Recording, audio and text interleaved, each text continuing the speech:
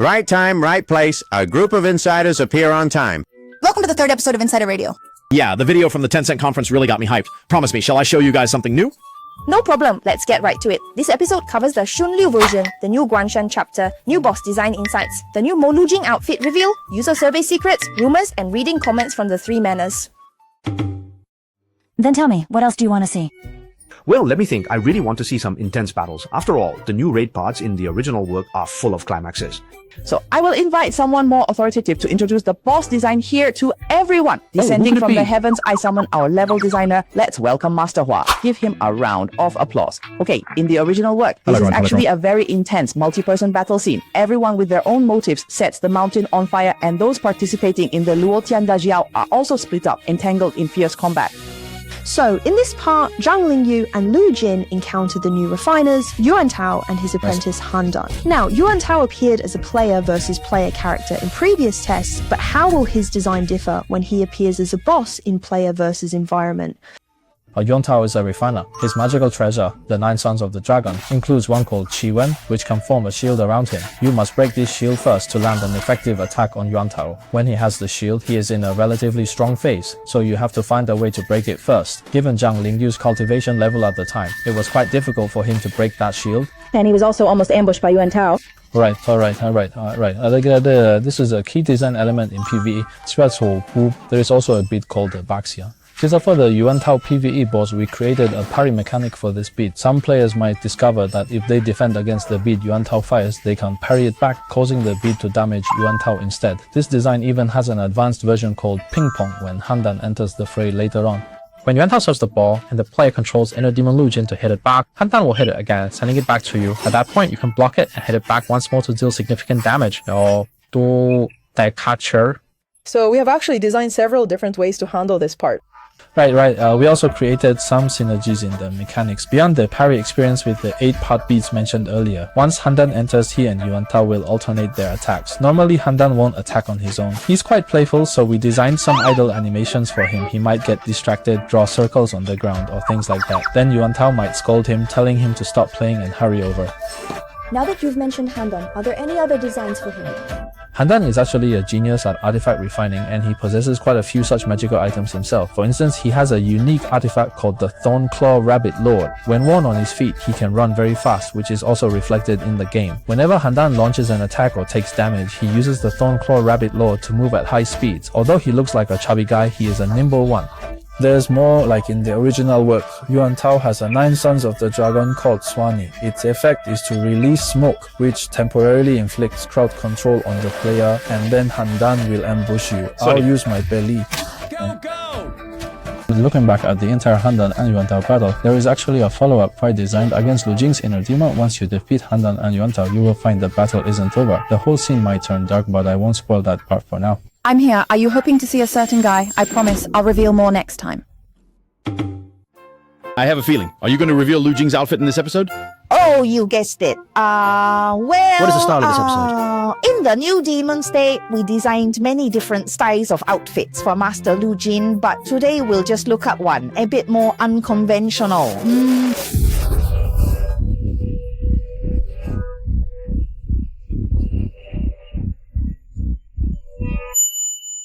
Lu Jing, it is your turn.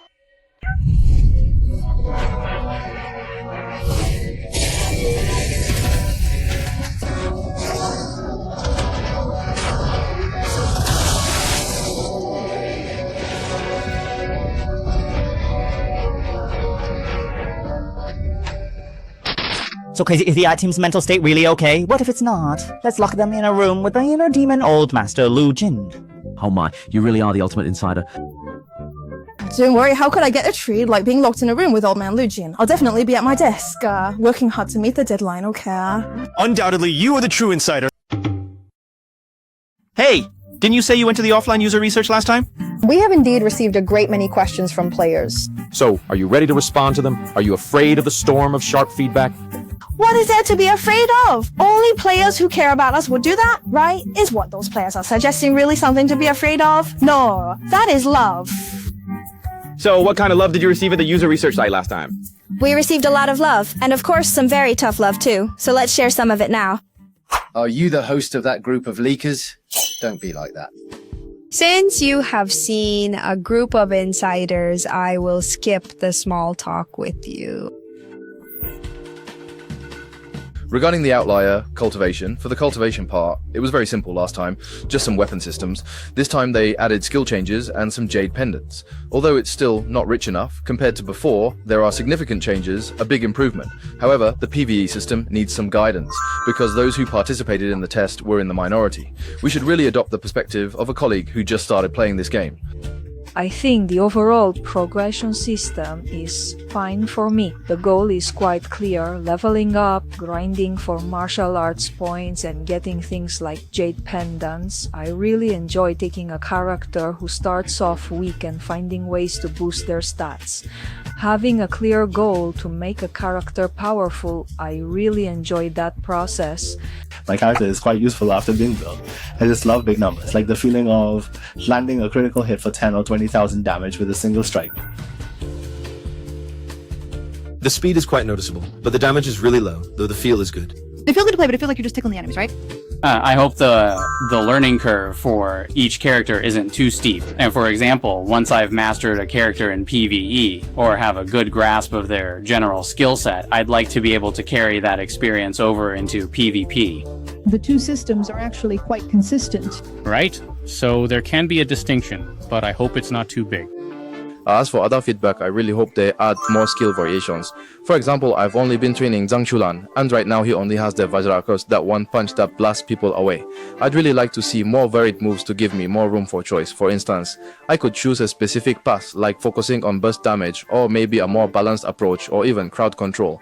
I'd love to have different directions to choose from myself. I'm not saying that I only have this one path right now, where if you want to level up, you can only go in this direction. There are some new mechanics, and they feel pretty good. These new mechanics on like picking up someone else's Vajrakos or managing the puppeteer mechanic feel really fun. You guys should definitely add more of these. And there's nothing else to say to the developers? That's it. Don't clip the streamer. That's fine. Thank you, streamer. I think that's enough. Alright, to summarize, everyone is quite satisfied with the development system for the Alien in PvE and the new system, but there is still room for improvement in some details.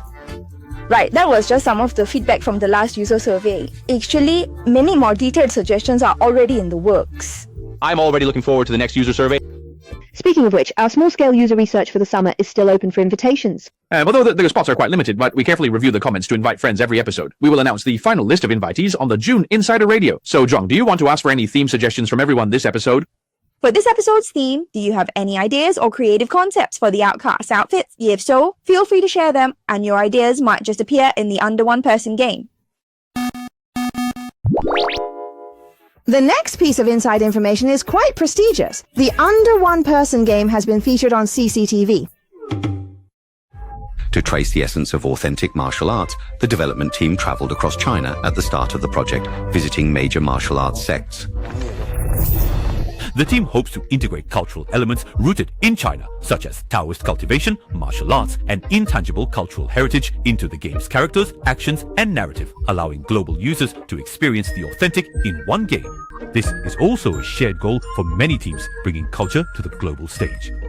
Having been recognized by CCTV, we will certainly polish our product and live up to everyone's expectations. The Outcast will also continue to promote culture in the future, so please rest after watching assured, it, I have please a question. go ahead. Those who participated in the test are already very familiar with the prince's worldly appearance. Is this prince in a Taoist robe a new outfit? Not at all. This prince is a completely new character with unique skill designs and animation sets. His design concept also differs from the prince's worldly mage archetype, focusing more on wudang elements. So, AP, which other versions of characters are you looking forward to? Let me think. With the Xingluo Road version of Lu Jing, I really look forward to seeing him when he's sober, and also the version from the Xianyi Gate arc. For Sister Bao, I'm also wondering if we might see her look from the Sichuan arc. Dear him, judging by the post-credits scene in the presentation, I can only say that it is a possibility. Next up, San Zhuang reads the comments. That is right, we received so many sincere suggestions from everyone on the last video, so San Zhuang caught a few and is now bringing you some feedback. Alright, here Oreo McFlurry mentions. Regarding the feedback on the gym, we have received many great suggestions from you all. We will communicate these to the design team and continue to update them in upcoming versions, so please do not worry. Hey, You were just on your way to the gym. The gym? Sorry, let's just use this as a blooper. Bai Luxiang mentioned. We have always been very focused on the matchmaking issue. Our system designers have made many adjustments to the entire matchmaking mechanism. This applies not only to player versus player matchmaking, but also to the AI matchmaking, which many of you mentioned didn't feel quite right. We will continue to optimize it, and we believe you will soon be evenly matched, trading real blows in the arena. 汉阳不是也 mentioned Roguelike, right? Roguelike. Honestly, I am a hardcore roguelike player myself, and I also think it would be a lot of fun. However, for the various modes everyone is looking forward to, we will first launch them in the game as limited time events. If the feedback is positive and everyone likes them, we will definitely consider making them permanent features. Alright, next one, I Am Housie Dimensions. You are absolutely right. The Outcast IP really has so much depth to explore. We don't just want to present the typical, conventional shonen-style thrills or sensory stimulation. We hope to bring out deeper, more fundamental elements for everyone. So please look forward to it. That is all for this episode of the Insider Radio.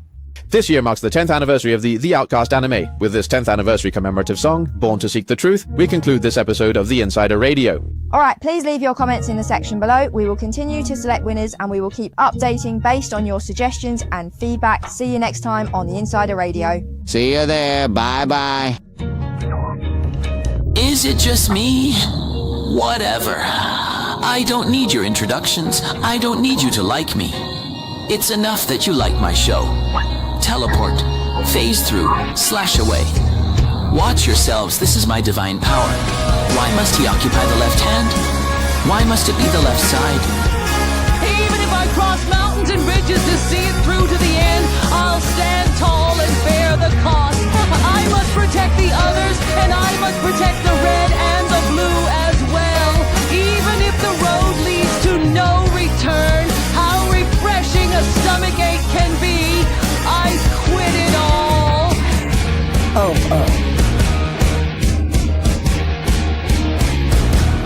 Like a torch,